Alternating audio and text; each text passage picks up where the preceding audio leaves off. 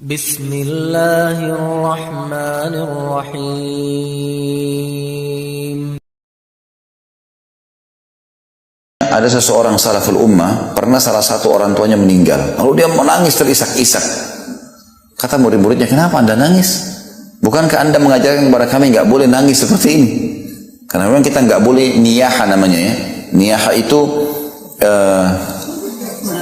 meratap. Ya, meratap itu berarti ngucapin kata-kata yang mendoakan buruk, mukul-mukul badan, sobek-sobek baju, itu namanya meratap. Kalau orang cuma nangis sedih, air matanya jatuh, biasa. Tapi kalau ini meratap nggak boleh, gitu kan?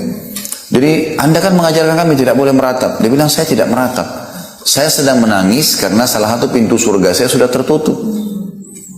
Kalau ini lagi yang satu mati, maka dua-duanya tertutup karena dengan bakti sama mereka. Apa sulitnya? Ibu-ibu sekalian telepon, kalau beda kota misalnya, ibu baik, ayah baik, doain saya ya. 1 menit telepon, gitu kan? Doain saya, ada butuh sesuatu. Apa sulitnya kalau dari Jakarta kirimin sabunnya, samponya, odolnya, kirim. Walaupun di sana ada. Ini loh buat orang tua, kita kirimin paket. Beda. Mereka sangat senang kalau datang dari orang tua, dari anak-anaknya. Itu orang tua kita tuh kalau datang barang dari anaknya, dibanggain sama semua orang tuh. Ini anak saya kirim, ini anak saya kirim, gitu kan. Kadang-kadang saya kirim sesuatu kecil ke ayah saya di Makassar, itu semua temannya tahu. Saya tidak butuh itu sebenarnya, tapi dia juga tidak butuh karena dia bisa beli sebenarnya. Alhamdulillah dia juga punya kemampuan, tapi dia bangga dengan itu. Anaknya berikan sesuatu. Nah, kita maksimalkan dengan itu. Afdal sadaqah, sadaqah untuk orang tua. Afdal kata-kata indah adalah untuk orang tua. Bahkan itu di atas daripada pasangan kita. Jadi kita harus melakukan itu, teman-teman sekalian. Jadi ini pelajaran yang kedua adalah bagaimana tingginya kedudukan orang tua sehingga bisa memecahkan permasalahan tadi. Bayangkan kalau setiap hari kita siapkan minumnya, setiap hari kita siapkan makannya dengan pengorbanan yang besar. Setiap hari kita mengurus mereka. Berarti kita punya banyak bobot amal saleh yang bisa kita jadikan perantara dengan Allah. Pelajaran yang ketiga tentang masalah, maaf, ada juga hadis yang saya takut lupa ya.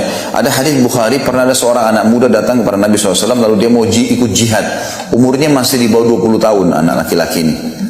Dia mau, ya Rasulullah saya mau ikut jihad. Kata Nabi SAW, kedua orang tua masih hidup? Dia bilang iya. Pulang dan pada keduanya lah kau berjihad. Suruh urus orang tuanya. Padahal perang bisa mati syahid. Suruh urus orang tuanya. Ya saking besarnya peran orang tua yang harus kita bakti. Banyak orang ibu-ibu sekalian ini, orang tuanya mungkin karena dia sebenarnya tidak sibuk, bukan sibuk, menyibukkan diri saja, gitu kan.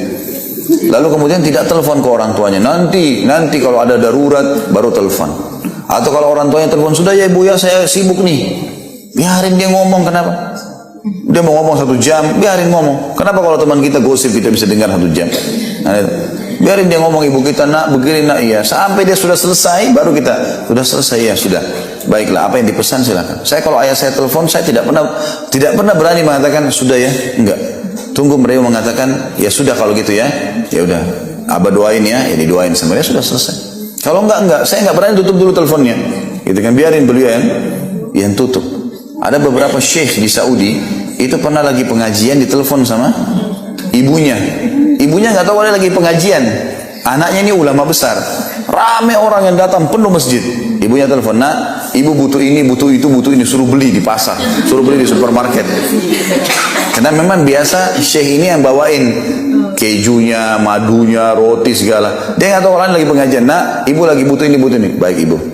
Insya Allah saya siapin. Ada lagi yang ibu? Nggak ada. Sudah ya nak? Ya. Assalamualaikum, tutup. Sudah itu. Dia nggak bilang, bu maaf saya lagi pengajian, jangan ganggu, nggak.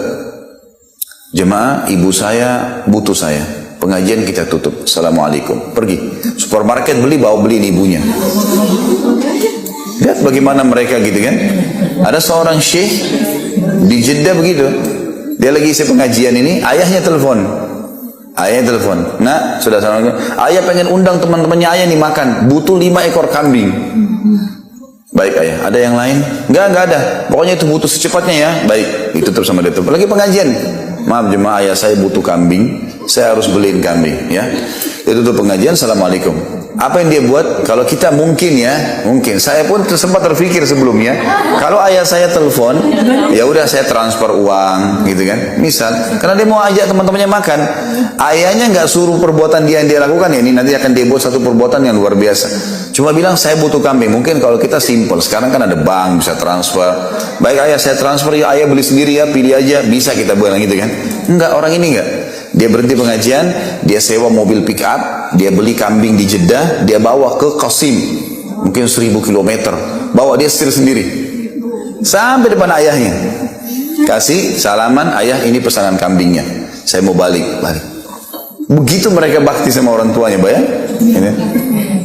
Kita kadang-kadang titip sama pembantu, kasih ibu saya ya, kasih ayah saya, datang bawa ke dia, suapin, mau saya suapin, kasih, kebanggaan, itu semua ada pahalanya, besar sekali. Dan banyak contoh-contoh berhubungan dengan masalah ini. Jadi jangan sia-siakan, apalagi kalau masih hidup, luar biasa itu, jaga itu.